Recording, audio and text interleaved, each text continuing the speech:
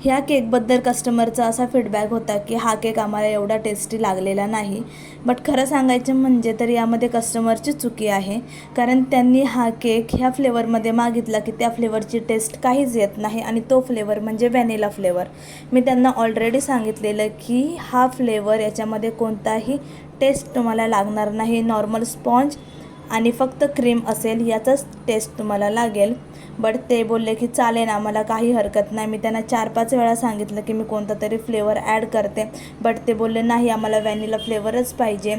आणि तुम्हाला तर माहिती आहे व्हॅनिला फ्लेवर म्हणजे आपला नॉर्मल फ्लेवर आहे, त्याच्यामध्ये काय टेस्ट येत नाही, फक्त आपण व्हॅनिला इसेन्सचा यूज करतो.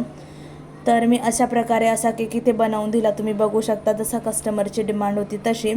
आणि आज त्यांचा फीडबॅक असा होता की हा केक एवढा खास लागला नाही, म्हणजे ठीक होता बट एवढा खास लागला नाही. पण मी त्यांना बोलले की बरोबर आहे, एखाद्या फ्लेवरमध्ये जर टेस्ट नसेल तर तो केक चांगला लागणारच नाही. पहिली गोष्ट म्हणजे याच्यामध्ये तुम्ही रोज फालुदा किंवा पायनॅपल याचा जर यूज केला असता तरी खूप टेस्टी हा केक लागलेला असता. पण काही नाही, आता प्रत्येक कस्टमरसोबत असं काही ना काही होत राहतं. आणि पण त्यांना ह्या केकची डिझाईन खरंच खूप आवडली. आणि ह्या केकची त्यांनी ऑर्डर कधी दिली मी ते तुम्हाला सांगते. माझा लास्ट व्हिडिओ तुम्ही बघू शकता, त्याच्यामध्ये मला 2 किलोचा जो केक होता स्कूलमध्ये देण्यासाठी, तिकडे त्यांनी हा केक खाल्ला आणि त्यांना खूप आवडला.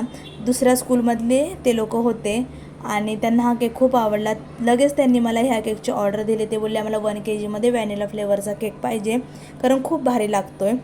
पण त्यांना हे समजायला पाहिजे होतं की तो चॉकलेट फ्लेवर होता, काहीतरी फ्लेवर होता त्याच्यामध्ये, आणि ह्या व्हॅनिला फ्लेवरमध्ये काहीच फ्लेवर नव्हता. पण तुम्हाला केक आवडला असेल तर एक लाईक करा.